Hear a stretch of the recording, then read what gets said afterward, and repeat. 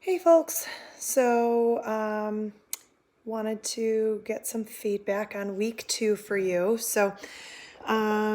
Just got done reading all of the comments and discussion board that's out already. Great job keeping up good discussion, friends. There's a couple of things, as usual, that I always have. If you haven't noticed, I always have something to say. Put on my old lady glasses. The first thing that I did want to say is that if you notice that some of you get similar responses, it's sometimes I just start noticing a trend, and or most of the class is on the same page about some similar things. So you might see some similar posts. But I try really hard to find something unique in each of your comments. That's something that maybe I haven't commented on yet. Only because it's really boring. If you read my posts on other people's, then it's really, really boring to continue to read the same thing over and over again from me. I could copy and paste, but I don't think that that helps anybody. Some of the common trends and things that I wanted to bring up. First thing with the route of administration, I think a lot of you hit the nail on the head that the way that we use certainly does impact the brain a little bit more differently. Certainly when you're IV drug using, that's going to hit you a little faster than if you take orally, or if you smoke it, then it's going to take faster than maybe if you inhale, although those are pretty close when you're snorting compared to smoking. But the biggest thing that I wanted to point out, and the way that I read the question, and please forgive me because I don't make these questions for the online course. I have full oversight on what I do for the 16-week course, but the 7-week course is really prescribed. So a lot of this is just, what Spring Arbor put together at what they said that they wanted everybody to get. And so I'm just teaching out of that.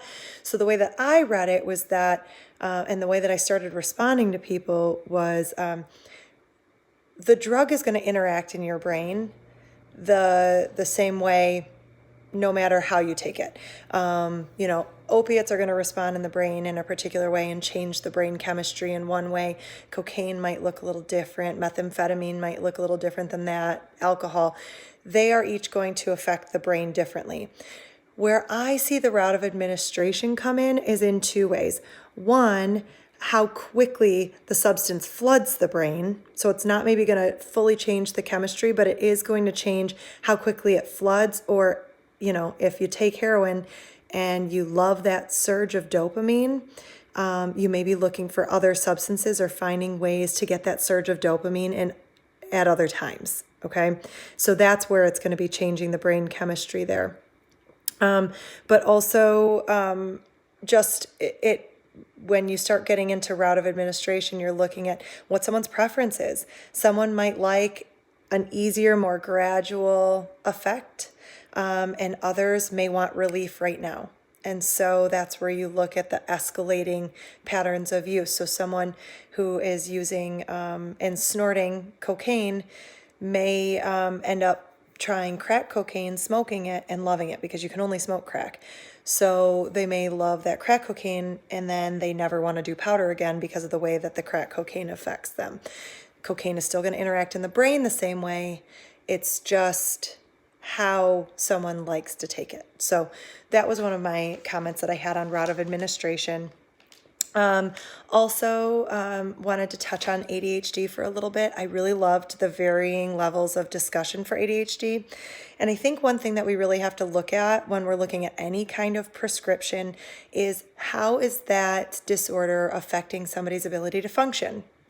So if I'm not really affected by it and I'm getting medication for it, it may or may not be doing what I need it to do, because I'm not negatively functioning. Like, I look at my daughter, for instance, and I'll share this.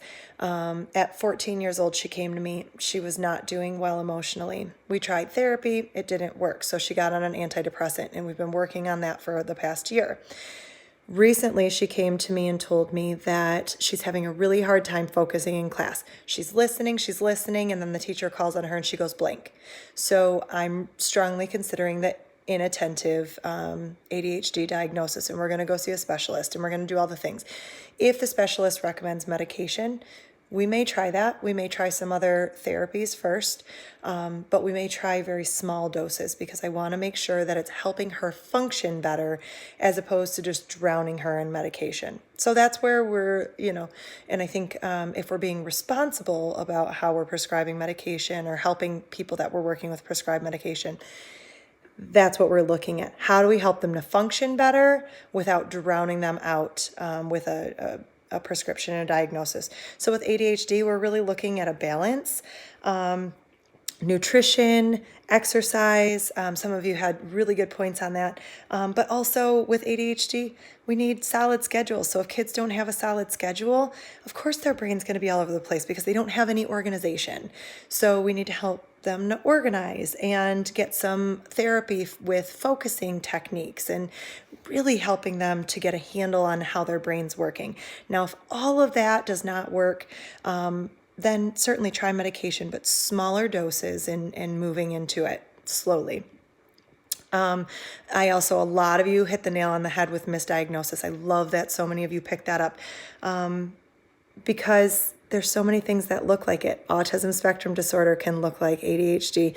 Fetal alcohol spectrum disorder can look like ADHD. And the problem is if we give ADHD medication to somebody who does not have ADHD, it's going to have the same effect as somebody who's taking an opiate who doesn't have pain. If you take the medication to fix something that's not there, then there is some form of chemical reaction that could cause a high. If I take an opiate when I'm in pain, most likely the pain is going to go away and I'm not going to really get that high feeling. But if I take it when I'm not in pain, then I'm going to get high. Same thing with ADHD medication.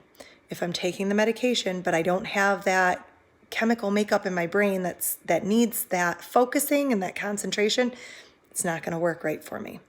Okay?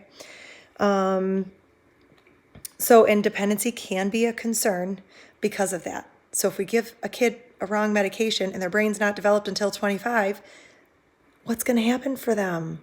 How is their brain getting rewired? Now, if they're functioning poorly and nothing else is working and the medication is the thing that's going to help them, then do it. But we need to make sure we've got the right diagnosis first. And that causes us to take a step back and not try and move so quickly. And sometimes that can be really hard for people who are really struggling and are in a bad space. The last thing I wanted to talk about was